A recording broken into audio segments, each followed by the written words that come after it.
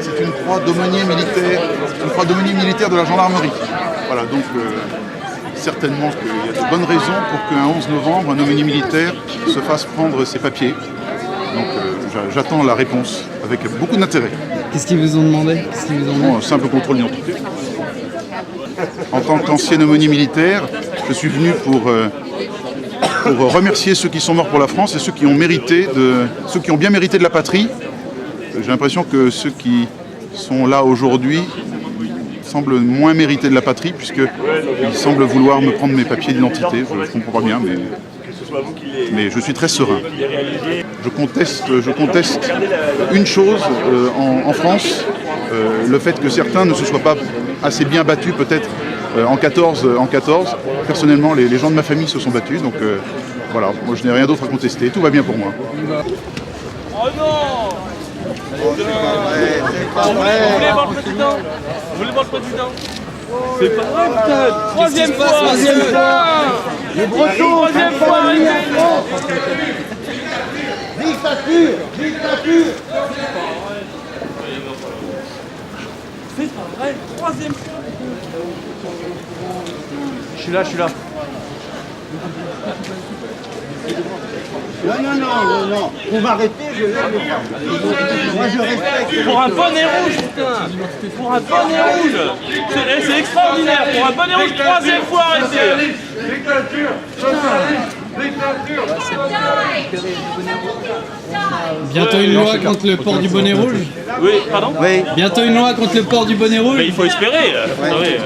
Parce que là, au moins, on le saura. Et on saura qu'on peut pas porter le bonnet rouge. Et qu'est-ce qu'on vous a dit? C'est la troisième fois qu'on se fait arrêter. Troisième fois qu'on se fait arrêter. Et pour quel motif? Qu'est-ce qu'on vous dit? Pour Le bonnet rouge. Le bonnet rouge.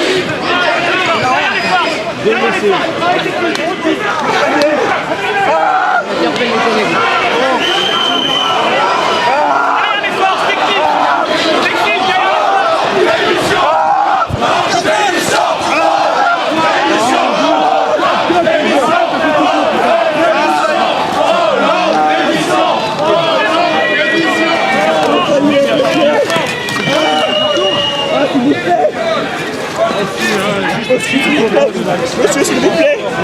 Monsieur, mon poignet. S'il vous plaît, monsieur. Monsieur, s'il vous plaît. Tournez. S'il vous plaît, monsieur. Super mal.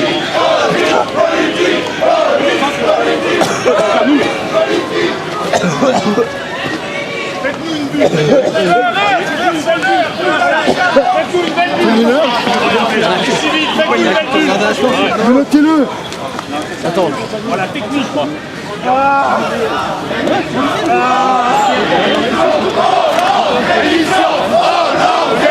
On laisse travailler les collègues. Bien technique, voilà.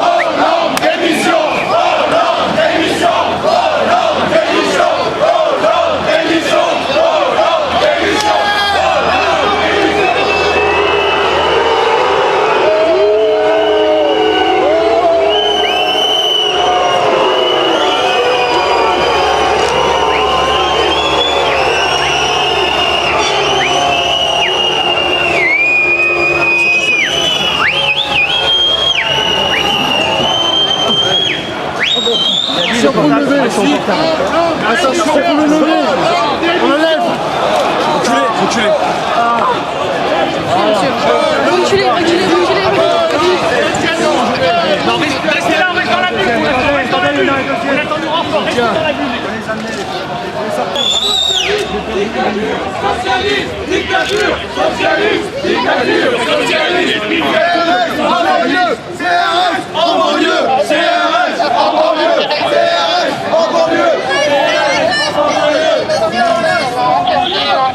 Avec nous, CRS. Avec nous. CRS, avec nous. CRS, tourne-toi. La racaille est derrière toi. CRS, tourne-toi. La racaille est derrière toi. Bon, monsieur, vous avez filmé ailleurs là. Rien à filmer là. Bah, il y a juste des arrestations, quoi. Il va se prendre un coup de gaz dans la gueule. Allez, circulez, c'est la dernière fois que je vous le dis. Circulez, allez. Vous comprenez là? Circulez. On n'est pas sur le public, Elle est belle la liberté de la France. Ah, la liberté de la presse. Hein. Premier bonnet rouge qui est arrivé à 9h30, ils l'ont serré tout de suite. Avec 8 flics, je veux dire, ils sont sur les dents, quoi, c'est clair. Après la loi sur le vol, quand il y a une loi sur le bonnet rouge. Sans doute, oui, ils en sont parfaitement capables. Et puis, ce qui est terrible, c'est que il est passé toute vitre montée, vitre teintée, il s'est fait siffler, mais copieusement. C'est encore pire que la dernière fois, au 14 juillet. C'est assez impressionnant de voir une telle manifestation de colère, alors qu'il est déjà passé. Là, il siffle n'importe quelle bagnole. Je veux dire, c'est quand même assez étonnant, quoi. Le traite de collabo, comme vous voulez l'entendre, c'est assez délirant, quoi. Donc voilà. Et j'ai vu quelque chose d'absolument inouï. Ça s'est passé devant moi. Il y a un cavalier de la garde républicaine qui le suivait, qui a chuté de son cheval. Et ça, je considère ça comme un très mauvais signe. Mais alors un très mauvais signe. Après qu'il ait été foudroyé, son avion a été foudroyé par l'éclair, la garde républicaine qui chute, c'est la République qui chute quelque part. Est-ce qu'on peut s'attendre à ce que les bonnets rouges ne s'arrêtent pas là? Ah non, mais pour moi c'est le début de la révolte de toute manière. C'est parce que ça s'est étendu partout maintenant. Vous avez les portiques qui sont démontés partout, hein. Il n'y a pas qu'en Bretagne. Dans le Nord également. Il ne pilote plus rien, ce gouvernement ne pilote plus rien, il est foutu, c'est terminé. Maintenant on va s'enfoncer, quoi. Est-ce qu'on doit s'attendre à une démission du gouvernement ou du président de la République? Je pense qu'il va partir en courant, je pense qu'il va s'enfuir à un moment donné. Ou dissoudre l'Assemblée nationale. Mais il ne veut pas dissoudre l'Assemblée nationale s'il ne modifie pas les élections législatives. Donc, Il va peut-être penser à dissoudre le peuple.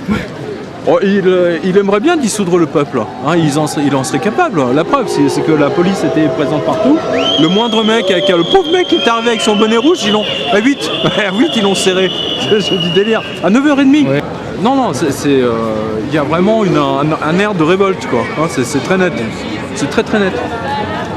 Voilà. Bon, merci Pierre Jovenel. Merci beaucoup.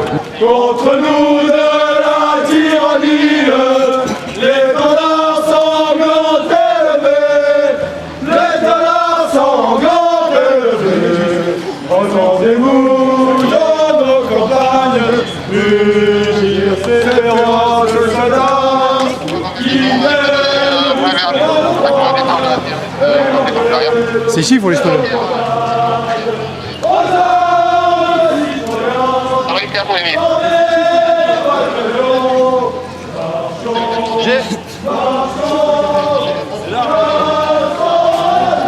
Faut arrêter là. On peut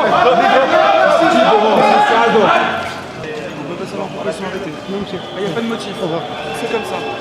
S'il vous plaît. Il faudrait faire le parallèle avec les gens qui ont défilé le 11 novembre 1940, qui étaient les premiers résistants français, qui se sont opposés aux nazis.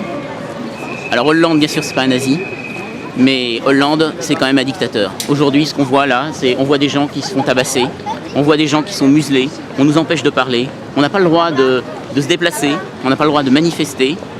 On est dans une tyrannie. Alors on n'est peut-être pas dans une dictature dure, avec des gens dans des camps de concentration, avec des gens qu'on tue, qu'on blesse, mais ça vient tout doucement. Je pense qu'on est dans une dictature molle qui est en train de museler tous les Français. Et sur tous les débats aujourd'hui, il est impossible de discuter. Les seuls gens qui peuvent discuter, ce sont les lobbies. C'est le lobby homosexuel, ce sont les syndicats, ce sont les francs-maçons, ce sont les amis du gouvernement. Et je considère qu'aujourd'hui, la démocratie en France est totalement muselée. Et on est dans les prémices. Et aujourd'hui, c'est un premier mouvement des gens qui se sont levés contre cette dictature. Et aujourd'hui, on en emmène certains en garde à vue. Ils vont être dans les geôles de la République. Ils vont être à côté de prisonniers qui, eux, seront libérés de prisonniers de droit commun, qui, eux, seront libérés plus vite qu'eux. Et eux, ils vont sans doute avoir des amendes, ils vont faire de la prison. Mais ce sont des gens qui se battent pour la liberté aujourd'hui. Ce qu'on voit aujourd'hui, c'est une véritable honte pour notre pays. Quel sens a le 11 novembre dans ce genre de circonstances? C'est très symbolique puisqu'en fait là on est en train de fêter nos soldats, les Français qui sont morts pour leur patrie. Et si aujourd'hui les poilus du 11 novembre voyaient ce qu'est devenu la France, voyaient comment on traite leurs fils, comment le pantin qui aujourd'hui est à l'Elysée traite leurs fils, je pense qu'ils en seraient malades et je comprends ça.